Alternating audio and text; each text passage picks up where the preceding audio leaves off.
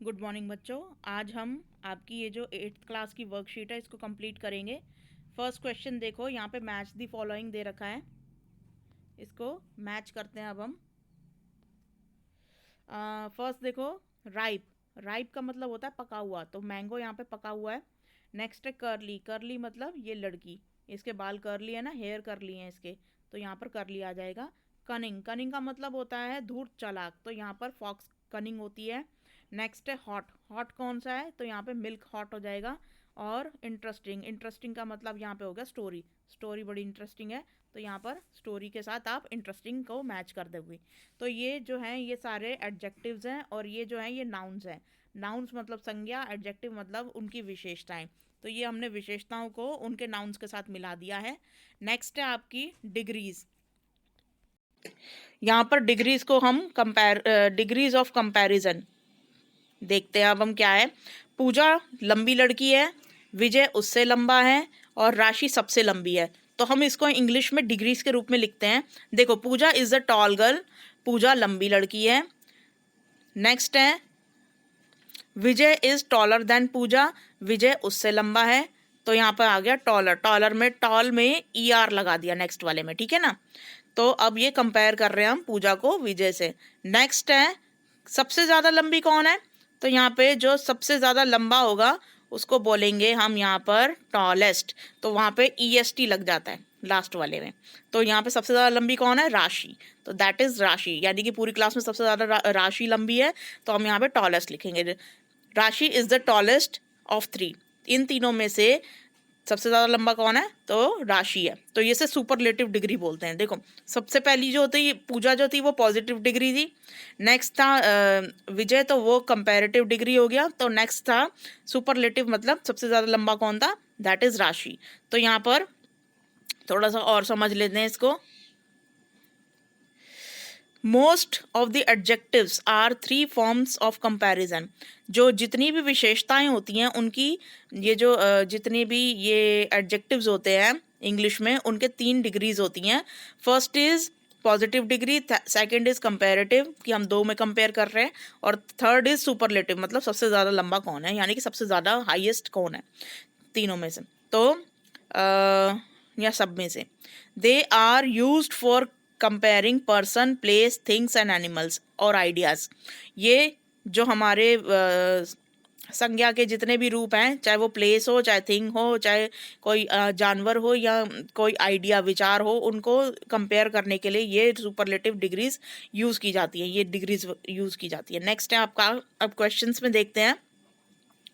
How to change the degrees of an adjective. हम किसी adjective की डिग्रीज को कैसे चेंज कर सकते हैं, तो यहाँ पर देखो, बाय एडिंग ER और EST। अभी मैं समझाऊंगी कैसे। देखो, यहाँ पे क्लियर लिखा हुआ है, क्लियर में ER जोड़ेंगे तो वो हमारी जो सेकंड वाली डिग्री बन जाती है, ये वाली।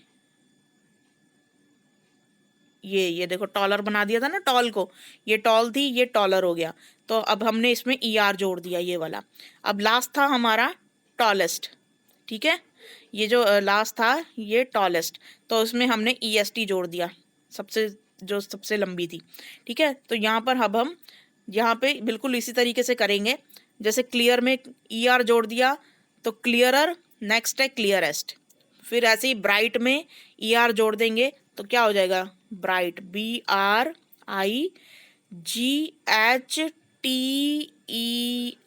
तो यहाँ पे जो सेकंड वाला है इसके अंदर आ जाएगा ब्राइटर, मतलब ब्राइट की सेकंड फॉर्म, जो मतलब सेकंड डिग्री है वो कंपैरेटिव डिग्री, वो ब्राइटर है।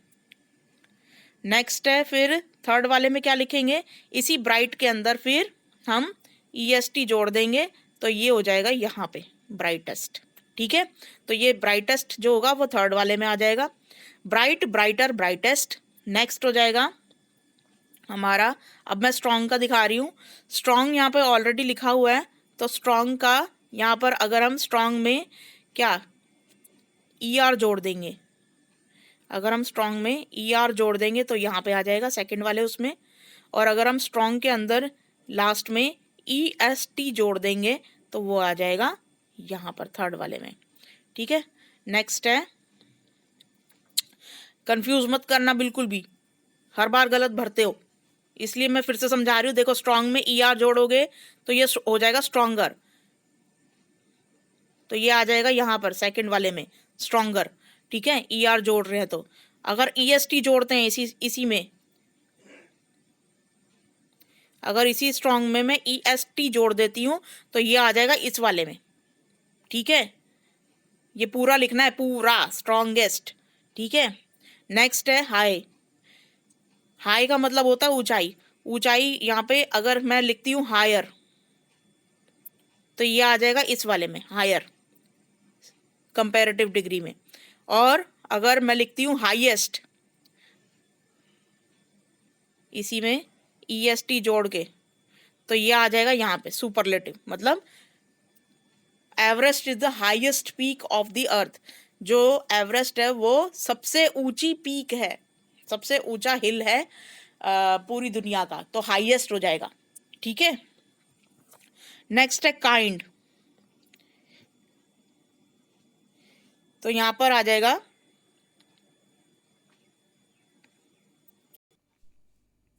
तो यहां पर जो काइंड है उसके अंदर अगर हम ER लगाएंगे, ER, तो ये हो जाएगा काइंडर, ये जो कि यहाँ आ जाएगा। और अगर हम EST लगाते हैं लास्ट में तो ये हो जाएगा काइंडेस्ट, जो कि आ जाएगा यहाँ पर, ठीक है। तो ये काइंड, काइंडर, काइंडेस्ट। काइंड का मतलब होता है दयावान, उससे भी ज़्यादा दयालु काइंडर हो जाएगा, और सबसे ज़्यादा दयालु वो हो जाएगा काइंडेस्ट, ठीक है। नेक्स्ट हो गया आपका ये D वाला क्वेश्चन मैं देख रही हूँ, कर रही हूँ, देखो जरा। Choose and fill the blanks with the correct degree of adjectives given in the bracket. अब इनमें से हमें सही आंसर चूज करके इसमें लिखना है। तो यहाँ पर देखो फर्स्ट वाला सॉल्व कर रखा है इन्होंने।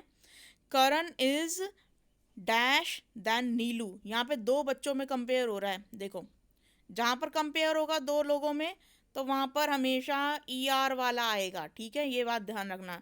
तो करण इज ओल्डर देन नीलू, नीलू से ज़्यादा बड़ा कौन है? करण, तो यहाँ पर ओल्डर आ जाएगा, ठीक है। तो ये ओल्डर इन्होंने बीच वाला लगा दिया। नेक्स्ट है सेकंड वाला, देखो अब। Mangoes are dash than oranges. Mangoes जो होते हैं वो यहाँ पे देखो दो फलों में कंपैरिजन हो रहा है, मैंगोज में और ऑरेंजेस में। तो कंपेयर वाले में मैंने बताया था कि ER वाला आता है। तो यहाँ पर देखो ER किस में लिखा है? Sweet, sweeter, sweetest. तो यहाँ पे बीच वाला स्वीटर आ जाएगा, ठीक है। तो ये यहाँ पर ब्लैंक में आप भर दोगे स्वीटर, स्वीट में ER लगा दोगे, ठीक है, तो स्वीटर हो जाएगा। अब नेक्स्ट है आपका थर्ड वाला, देखो। जून 21 is the dash day of the year. तो जून 21 इज द लॉन्गेस्ट डे। देखो यहाँ पे कोई कंपैरिजन तो हो नहीं रहा जून और अगस्त और सितंबर में, ठीक है। तो यहाँ पर June is 21 is the longest day. तो यहाँ पे सबसे ज़्यादा लंबा दिन कौन सा होता है? जून 21, ठीक है। हमारे 12 महीनों में से जो ये वाला दिन जो होता है जून 21, यानी कि 21 जून जो होता है वो सबसे लॉन्गेस्ट डे होता है, सबसे लंबा दिन होता है। तो यहाँ पे लॉन्गेस्ट आ जाएगा, ठीक है, सबसे लंबा। तो यहाँ पे फोर्थ अब क्वेश्चन देखो, थर्ड वाले में ये लॉन्गेस्ट लगाओगे, ये जो लास्ट वाला है ना लॉन्गेस्ट, ये लगाओगे थर्ड वाले में। अब फोर्थ देखो, an elephant is dash than the lion. यहाँ पे देखो दो जानवरों में कंपेयर हो रहा है, लायन के अंदर और एलिफेंट के अंदर। तो यहाँ पर आ जाएगा बिगर, ठीक है, ये बीच वाला बिगर। मैंने बताया था ना जब दो चीज़ों में कंपेयर हो रहा होता है तो वो ER वाला आता है। तो यहाँ पे बिगर आ जाएगा। तो बिगर को BIGGER, ये बिगर, ये जो बीच वाला है ना, इसको आप लिखोगे इसके अंदर, इसमें ब्लैंक में, ठीक है, फोर्थ वाले के। नेक्स्ट है फिफ्थ वाला, this watch is very slimmest.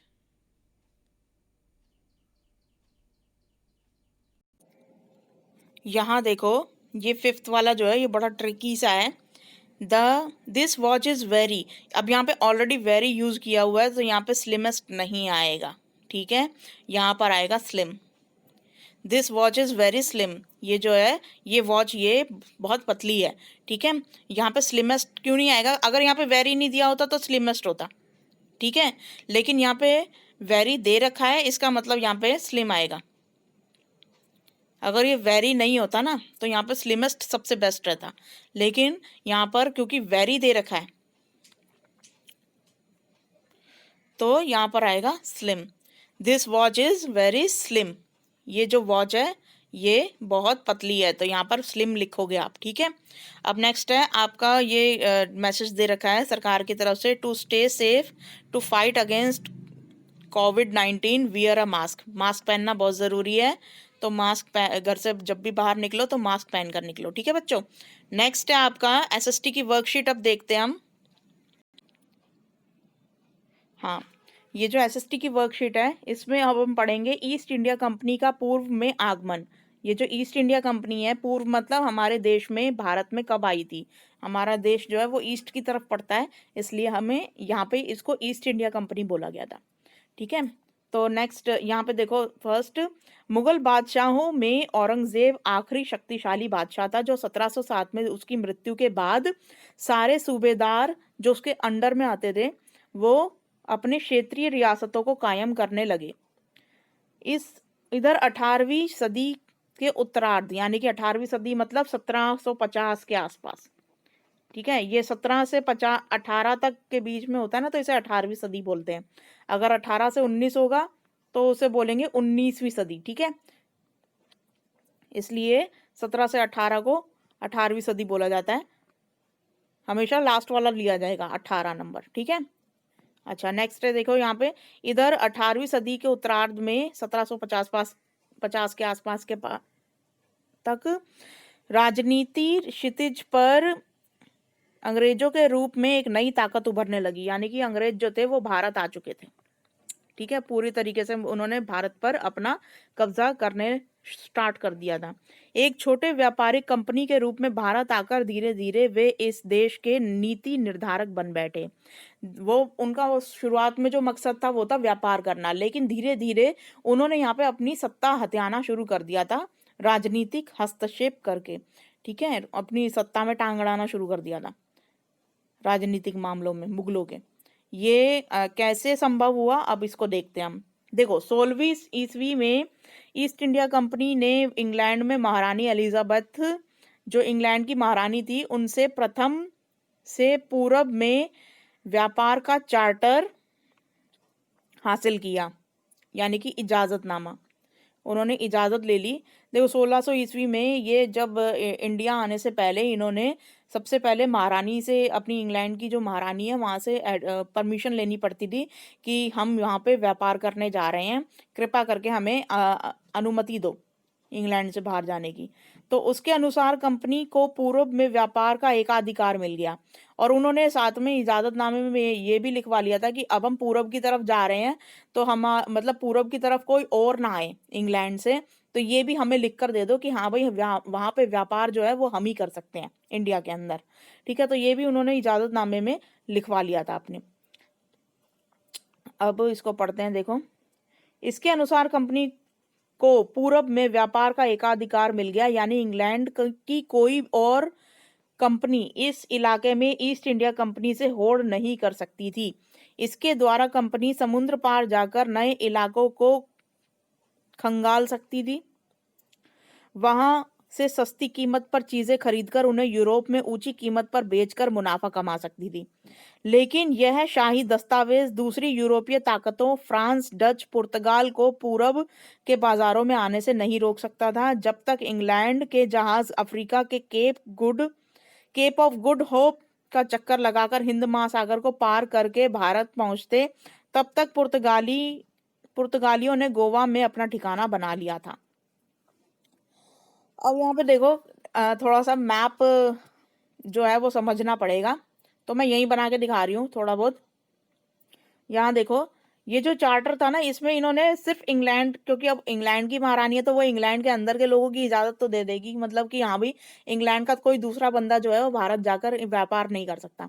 लेकिन वो बाकी देशों से थोड़ी बोलेगी कि हाँ भाई कि मतलब यहाँ पे मैं इनको इजाजत दे चुकी हूँ, वो बाकी देशों पे उस वक्त अधिकार थोड़ी है जो एलिजाबेथ महारानी का। तो बाकी देश जो थे, जब तक ये देखो इंग्लैंड यहाँ पर है, ठीक है, बीच में पड़ जाता है तुम्हारा ये इतना बड़ा अफ्रीका जो इतना लंबा है, फिर उसके बाद जाके यहाँ पर हमारा भारत पड़ता था। ये हमारे भारत का जो केरला साइड का जो पड़ता है ना, ठीक है। अब यहाँ से ये लोग चले, ये अभी इंग्लैंड वासी यहाँ पर ही पहुंचे थे, केप ऑफ गुड होप यहाँ पर अफ्रीका के नीचे पड़ता है, ठीक है, यहाँ पर अभी इंग्लैंड वाले यहाँ पे ही पहुंचे थे, उससे ऊपर पड़ता है यहाँ पे पुर्तगाल, यहाँ पे इंग्लैंड के साथ ही। तो यहाँ पे जो पुर्तगाली लोग थे वो कब के भारत पहुंच भी चुके थे, और ये लोग इंग्लैंड वाले जो थे वो यहीं पे अटके रह गए। ये अफ्रीका है, अफ्रीका, ठीक है, और ये था इंडिया। यानी कि इंग्लैंड के लोगों से पहले कौन पहुंच गए थे? पुर्तगाली भारत में, ठीक है। वास्को डिगामा 1499 98 में पहुंच गया था ना, ठीक है। तो ये पुर्तगाली था। तो यहाँ पर इंग्लैंड के लोगों से पहले कौन पहुंच गए थे? पुर्तगाली।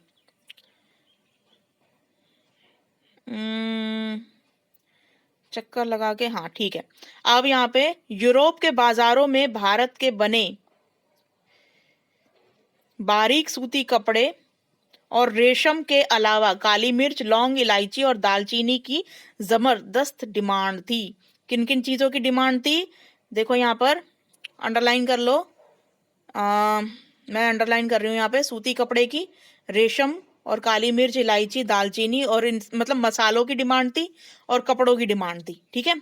नेक्स्ट है, सभी यूरोपीय कंपनियों के बीच बढ़ती प्रतिस्पर्धा के कारण भारत में इन वस्तुओं की कीमत बढ़ने लगी और मुनाफा घटने लगा। अब क्या हुआ कि यूरोपीय कंपनियां जो थी, यूरोप मतलब पूरा इंग्लैंड, फ्रांस, जर्मनी, ये सब मिलाकर होता है यूरोप। तो ये लोग कुछ जर्मनी जैसे और कम दामों में बेच रहा है, फ्रांस और कम दामों में बेच रहा है, तो काफी कंपटीशन बढ़ गया था, ठीक है। तो उनको मुनाफा कम होने लग गया। बाजारों पर कब्जा करने की होड़ में ने कंपनियों के बीच लड़ाई शुरू करवा दी। धीरे धीरे इन लड़ाइयों की वजह से उन्होंने अपने आप को सुरक्षित करने के लिए बस्तियों की किलेबंदी शुरू कर दी।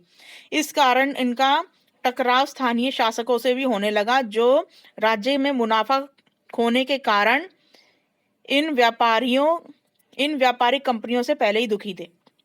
अब क्या हुआ कि वैसे तो इनका काम जो इंग्लैंड वासियों का था वो भारत में आके सिर्फ व्यापार करना था, यहाँ से चीजें खरीदो, जहाज में लोड करो और ले जाओ। लेकिन अब क्या हुआ कि इन लोगों को मतलब ये लोग आते थे और बाहर बाहर के बाजारों में घूमते थे, तो इनको ऊंचे रेट मिलते थे। ये अब अंदर घुसना शुरू हो गए बाजारों के।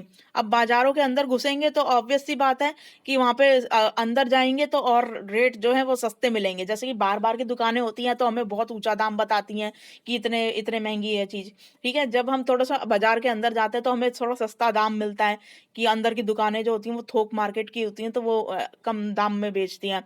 तो जब वो अंदर घुस के जब सामान लाने लगते थे, तो बाहर की दुकान वाले भी देखेंगे कि हाँ भाई ये अंदर जाके ला रहा है, जबकि इसे इजाजत नहीं है। जो राजा है वहां का या जो सूबेदार है उसने वो इजाजत नहीं दे रखी। अगर वो इजाजत एक को देता है तो दूसरे को नहीं देगा, तो वो जो एक है वो पहले उनको पैसे खिलाएगा कि हाँ भाई मेरे को परमिशन दिलवाओ। तो इस तरीके से ना मतलब काफी टकराव सा होना शुरू हो गया था, कि ये लोग जो है अगर एक को परमिशन मिलती थी तो दूसरा उससे ज्यादा पैसे खिलाने को तैयार हो जाता था, कि भाई तुम मुझे इजाजत दे दो, उसकी जो इजाजत है उसको रद्द कर दो। तो ये लोग किले बना बना के उसमें सामान रखने लग गए, कि हाँ भाई पहले हम यहाँ पर रहना, सस्ता सामान खरीद के इसको किले में रख लेते हैं, बाद में जब हमारा जहाज आएगा उसके अंदर लोड कर लेंगे। तो अब ये जो किलेबंदी हो जब होनी शुरू हो गई ना, तो एक तरीके से जमीन पे कब्जे वाली बात हो जाती है। तो वो जो वहां के उस वक्त के जो मुगल शासक थे ना, उनको ये चीज पसंद नहीं आ रही थी कि ये लोग तो यहाँ पे धीरे धीरे कब्जा करते जा रहे हैं और अपना खुद का किला बनाते जा रहे हैं, तो हमारे किले क्या कहाँ मतलब हमारे किलों का क्या फायदा, या ये हमें टैक्स भी नहीं भर रहे हैं इस चीज का। तो ये बड़ी अजीब सी बात होने लग गई थी। अब यहाँ पे उदाहरण के तौर पे बंगाल के सूबे में देखते हैं, 1651 ईस्वी में हुगली नदी के किनारे इंग्लिश फैक्ट्री की शुरुआत हुई, जहां निर्यात होने वाली चीजों को पहले जमा किया जाता था। जैसे जैसे व्यापार फैला, कंपनी ने सौदागरों और व्यापारियों को फैक्ट्री के आसपास बसने के लिए प्रेरित किया। अब जो ये जो सौदागर थे और व्यापारी थे, इन्होंने फैक्ट्री के आसपास ये लोग बस गए और वहां पे बस सामान इकट्ठा करते रहते थे सारा टाइम। ठीक है, जैसे कुछ जहाज के व्यापारी जो थे वो वहीं रुक जाते थे और जहाज को भेज देते थे माल से लोड करके कि ये लो, बाकी तुम लोग जाओ और जाके वहां पे बेच देना। फिर दोबारा से जब जहाज आएगा तब तक हम मतलब सस्ता सामान जो है वो खरीद के रख लेंगे। जैसे 3 महीने बाद अगर शिप दोबारा आएगी तो तब तक हम सस्ता सामान खरीद के रख लेंगे किले के अंदर, और फिर दोबारा से लोड करके वहां पे दोबारा भेज देंगे। तो मतलब सस्ते में सामान खरीद के वहां पे जाके ऊंची कीमतों पे इंग्लैंड में जाके बेच दिया करते थे। 1696 तक आते आते कंपनी ने इस आबादी के चारों तरफ एक किला बनाना शुरू कर दिया और 1698 में मुगल अफसरों को रिश्वत देकर 3 गांव की जमींदारी भी खरीद ली, जिससे कि एक गांव कलिकाता था, यानी कि कलकत्ता, आज का कलिकाता था, जो बाद में कलकत्ता बन गया और आज इसे कोलकाता कहा जाता है। ठीक है, ये जो कंपनी थी इन्होंने किला बनाना शुरू कर दिया और उसके बाद मुगल अफसरों को रिश्वत देकर वहां की जो मतलब जमींदारी थी वो भी ले ली थी कि ये जमीन अब हमारी है और ये अगर टैक्स वैक्स देंगे तो ये हमें देंगे, हम आपको इकट्ठा करके आगे मुगलों को टैक्स देंगे। इस तरीके से इन्होंने जमींदारी भी हथिया ली थी। कंपनी ने मुगल बादशाह औरंगजेब से फरमान प्राप्त कर लिया, जिसके अनुसार कंपनी बिना शुल्क चुकाए व्यापार कर सकती थी। अब इन्होंने क्या किया कि वहां के सूबेदार जो सिराजुद्दौला था उससे नहीं पूछा, जिला अध्यक्ष से नहीं पूछा, सीधा जाके दिल्ली, जिसे कहते हैं ना कि जिला, तुम बिहार में रहते हो और वहां के जिला से तुम जिला अधिकारी से बात नहीं कर रहे, तुम सीधा दिल्ली पहुंच रहे हो और वहां पे जाके तुम इजाजतनामा ले रहे हो कि हाँ भाई हम अपने एरिया में ये जो है किला खड़ा करना चाहते हैं और उसमें हम सिर्फ व्यापार का सामान रखेंगे, आप बस हमें इजाजत दे दो कि हम कोई बिना टैक्स चुकाए हम लोग जो है वो व्यापार कर सके। अब दिल्ली के बैठे हुए बादशाह को इस चीज से क्या लेना देना कि तुम टैक्स भरो या ना भरो। ठीक है, और उनको उसको तो बस वो ये जो मतलब दिल्ली के बैठे हुए बादशाह को तो बस ये था कि हाँ भाई बहुत अच्छे अच्छे कपड़े लेकर आए हैं हमारे लिए बनाए हुए और बहुत अच्छी अच्छी चीजें लेकर आए हैं, हम तो इसी से खुश हो गए हैं, चलो जाओ ठीक है, तुम ये इजाजत मिलती है तुम्हें, तुम जाओ बिना टैक्स के वहां पे व्यापार करते रहो। अब जो वहां का जो जिला अध्यक्ष था, कौन, सिराजुद्दौला, वो उसको बड़ी इस बात से तकलीफ हुई कि हाँ भाई ये बिना टैक्स के काम कर रहे हैं और ये तो फिर अब अपना मुनाफा और भी ज्यादा बढ़ा लेंगे और यहाँ पे धीरे धीरे कब्जा भी बढ़ाते जा रहे हैं। तो ये यहाँ पे इस चीज की बड़ी तकलीफ होनी शुरू हो गई थी वहां के जो जिला अध्यक्ष थे, ठीक है, जिला अधिकारी जो सूबेदार थे। आ, हालांकि यह अधिकार सिर्फ कंपनी को मिला था, ना कि कंपनी के अफसरों को निजी व्यापार के लिए, लेकिन उन्होंने भी शुल्क चुकाने से इनकार कर दिया, जिससे कि बंगाल के राजस्व की वसूली बहुत कम हो गई। नतीजा यह हुआ कि बंगाल के नवाब मुर्शीद कुली खां ने इसको विरोध किया। अब क्या हुआ कि जो कंपनी के सिर्फ ऑनर को ये बात मतलब ऑनर को ये इजाजत मिली थी कि जो कंपनी के जो बड़े बड़े मालिक थे उनको ये इजाजत थी कि आप अपनी कंपनी का सामान इकट्ठा कर सको। लेकिन अब क्या हुआ, जो कंपनी के मजदूर थे ना वो भी सस्ते में सामान जो है कंपनी के नाम से खरीदने लग गए कि हाँ भाई ये कंपनी का सामान हम खरीदने आए हैं, जबकि वो अपने लिए लेके जा रहे थे वो सामान अपने पर्सनल यूज के लिए। तो उसको उसके ऊपर भी वो लोग मतलब टैक्स की जो छूट मांगते थे। अब इस चीज से क्या हुआ कि जो सारा सामान जो है ये लोग लेके जा रहे थे इंग्लैंड, ये इस पे जो टैक्स मिलता था ना बंगाल को, वो बहुत कम मिलने लगा, जिसके कारण जो मुर्शीद कुली खां था उसको बड़ी तकलीफ होने लगी कि हाँ भाई ये तो बड़े वो दिल्ली में जाकर वो मुगल बादशाह से लिखवा लाए हैं, अब ये लोग हमें टैक्स भी नहीं भरते और अगर इनसे टैक्स मांगो तो बड़े आंखें दिखाते हैं कि हाँ भाई हम तो आपके भी मतलब जो बादशाह है उनसे लिखवा कर लाए हुए हैं तो हम क्यों भरें टैक्स। जबकि बादशाह को इस चीज से कोई लेना देना नहीं था कि वो क्या वहां की स्थिति है, क्या है क्या नहीं है। ठीक है, अब यहाँ पे हम क्वेश्चन आंसर्स करेंगे। फर्स्ट क्वेश्चन देखो, ईस्ट इंडिया कंपनी को व्यापार का एकाधिकार चार्टर से क्या फायदा मिला? तो उनको यही फायदा मिला था कि ये देखो ये फायदा मिला था कि व्यापार का एकाधिकार मिल गया था उन्हें। इंग्लैंड की कोई भी कंपनी इस इलाके में इंग्लैंड की कंपनी से होड़ नहीं कर सकती, मतलब ईस्ट इंडिया कंपनी से होड़ नहीं कर सकती थी। उनको ये फायदा मिला था कि सिर्फ इंग्लैंड से सिर्फ ये ईस्ट इंडिया कंपनी ही वहां पे व्यापार कर सकती है भारत के अंदर, और दूसरी कोई भी कंपनी नहीं कर सकती। यानी कि इंग्लैंड के लोगों से उनकी जो कंपटीशन था वो खत्म हो गया था। तो ये पूरी लाइन आ जाएगी इसके अनुसार, ये यहां से लेकर यहां तक, सकता था तक। ठीक है। सो सेकंड क्वेश्चन है, यूरोपीय व्यापारी भारत के किन वस्तुओं को यूरोप में ले जाकर बेचना चाहते थे, धीरे धीरे उनका मुनाफा कम क्यों होने लगा। यहाँ पर देखो कौन कौन सी चीजें थी। ये थे बारीक सूती कपड़े, काली मिर्च, लौंग, इलायची, दालचीनी, जबरदस्त मांग थी। लेकिन प्रतिस्पर्धा होने के कारण यहाँ पे अब सेकंड लाइन में देखो, सभी यूरोपीय कंपनियां जो थी, यूरोप के ज्यादातर जो देश थे, पुर्तगाल, देखो इंग्लैंड से कोई नहीं जा सकता क्योंकि वो चार्टर में लिखवा के ये लोग गए थे, लेकिन बिना चार्टर में जो बाहर के देश थे उनको कैसे रोकोगे। तो फ्रांस, जर्मनी, ये सब भी जाके वहां पे मतलब सामान खरीद के सस्ती कीमत पे लाने लगे। तो उनसे क्या था, कंपटीशन बढ़ गया। कंपटीशन को हिंदी में बोलते हैं प्रतिस्पर्धा बढ़ने लग गई। ठीक है। तो ये पूरी लाइन आ जाएगी इसमें सेकंड वाले क्वेश्चन में। थर्ड क्वेश्चन है, बंगाल के नवाब ने ईस्ट इंडिया कंपनी का विरोध क्यों करना शुरू किया। क्योंकि ये लोग टैक्स नहीं चुकाते थे और बंगाल में इनको